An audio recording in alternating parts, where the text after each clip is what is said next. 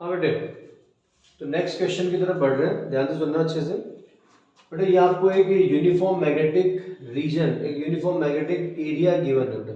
इसमें uniform magnetic field applied है इस एरिया में, इस रीजन में, ठीक है। मैग्नेटिक फील्ड की डायरेक्शन आपको गिवन है इनवर्ड्स। ये जो मैग्नेटिक फील्ड रीजन है इसकी विड्थ आपको गिवन है बेटा M D upon 2 QB। B magnetic field को शो कर रहा है, जो भी चार्ज पार्टिकल हम लोग ले रहे हैं उसका मास है m, उसका चार्ज है q। m और q दी गिवन और v इसकी वेलोसिटी है। तो चलिए अपन देख लेते हैं एक बार, ध्यान दीजिएगा, सुनिएगा क्वेश्चन पर।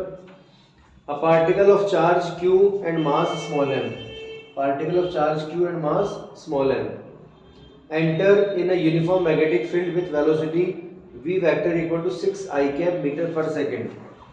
Enter in uniform magnetic field, बेटा ये चार्ज q, मास है m और ये मैग्नेटिक फील्ड में एंटर हो रहा है, और मैग्नेटिक फील्ड में जब एंटर हो रहा है तो उसकी वेलोसिटी कितनी है बेटा 6 I कैप मीटर पर सेकंड, 6 I कैप मीटर पर सेकंड। ये कंडीशन है, ये एंटर हो गया डन।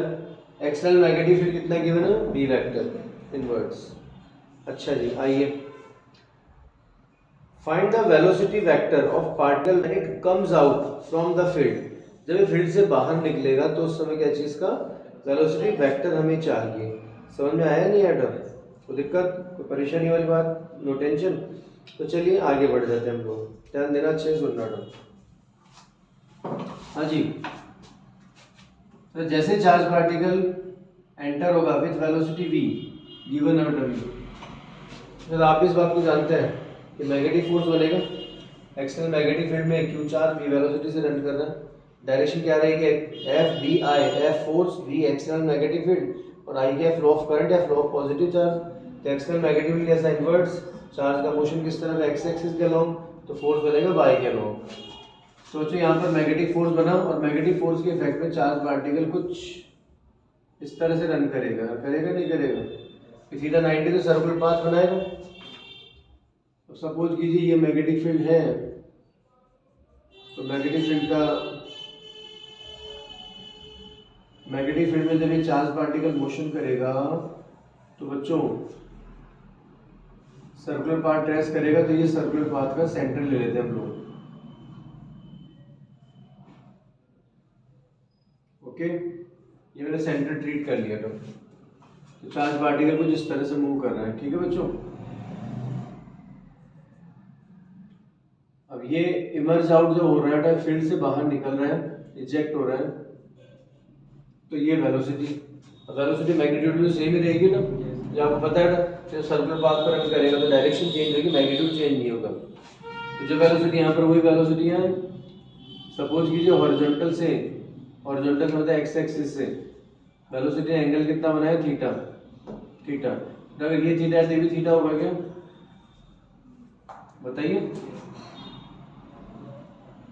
रीजन समझ गए? इस लाइन के परपेंडिकुलर ये और v जो है रेडियस के परपेंडिकुलर होगा। पाथ की रेडियस कितनी है, सपोज r, पाथ की रेडियस कितनी है बच्चों, r है। कोई उलझन, कोई परेशानी नहीं बेटा? चलिए बहुत ही बढ़िया। अगर ये थीटा है तो भी थीटा होगा क्या बेटा, दिमाग में थीटा देन थीटा और ये भी थीटा, पक्का पक्का, कोई दिक्कत, कोई परेशानी? चलिए बहुत ही बढ़िया। तो ये कंडीशन आपके सामने है बच्चों, यहाँ तक समझ में आ गया? अब क्या चाहिए था अपने को, वेलोसिटी का मैग्नीट्यूड चाहिए, ठीक है। तो वेलोसिटी वेक्टर हमें लेना है मैग्नीट्यूड निकालने के बाद में। तो देखिए जब ये इजेक्ट होगा, एमिट होगा, इमर्ज आउट होगा मैग्नेटिक फील्ड से, तो उसका वेलोसिटी v है, तो x एक्सिस के अलोंग कितना कंपोनेंट बनेगा, vx कितना बनेगा, v cos थीटा, और vy कितना बनेगा, v sin थीटा, ये बनेगा ना। अब यहाँ पर आपको परेशान कौन कर रहा है, थीटा, थीटा पर बात अटक रही है, थीटा निकाल रहे हैं। देखिए बेटा माइंड सेट बनाइएगा अपना, ध्यान दीजिएगा। जब पार्टिकल मोशन करेगा तो यहाँ सर्कुलर पाथ रन करेगा, तो सर्कुलर पाथ रन करेगा तो रेडियस कितनी होगी बेटा, रेडियस ऑफ सर्कुलर पाथ, जो सर्कुलर पाथ बनेगा उसकी रेडियस कितनी होगी, आर कितनी होगी बच्चों बताओ, M B upon Q B, हो गया नहीं होगी तो कंफर्म? टेंशन कोई दिक्कत नहीं, ध्यान दीजिएगा। ये रेडियस होगी, मानते हो, और ये जो है डिस्टेंस ये कितनी होगी बताइए जरा, आर साइन थीटा।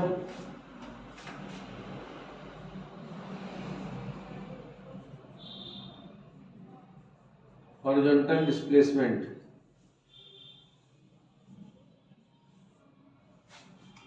पार्टिकल अपने इनिशियल से और जब इमर्ज आउट होगा तब तक हॉरिजॉन्टल डिस्प्लेसमेंट कितना कवर करेगा, बताइए कितना करेगा, आर साइन थीटा। कितना कवर करेगा, आई आर साइन थीटा। कितना कवर किया बच्चों, आर साइन थीटा। और ये बेटा जो आर साइन थीटा है ये आपके पास अवेलेबल है क्या, क्वेश्चन है गिवन है। ये क्या हो गया, विड्थ हो गई ना मैग्नेटिक फील्ड की, और ये कितना गिवन है बच्चों, एम वी अपॉन 2 है क्या, बोलिए बच्चों। और एम वी अपॉन क्यू को मैं आर लिख दूं क्या, एम वी अपॉन क्यू क्या लिखा, आर बाई 2, आर से आर कैंसिल, तो जो साइन थीटा कितना आ गया 1/2, it means sign 30 degree, theta 30 degree हो गया क्या। ओके, अब तो कुछ क्वेश्चन में है ही नहीं। बी थीटा रहेगी cos 30, cos 30 कितना हो जाएगा बच्चों, √3/2, यस। थीटा 30 साइन 30 कितना कितना हो जाएगा v/2, पक्का, ठीक है। v की वैल्यू अवेलेबल है आपके पास 6, तो कितना आ जाएगा 3√3 मीटर पर सेकेंड। v की वैल्यू क्या रख देंगे 6, तो 3 मीटर पर सेकेंड। तो वेलोसिटी अगर वेक्टर फॉर्म में लिखे तो कितना आ जाएगा, vx i cap plus vy j cap. तो vx कितना है 3√3 i कैप, vy कितना है 3 j कैप।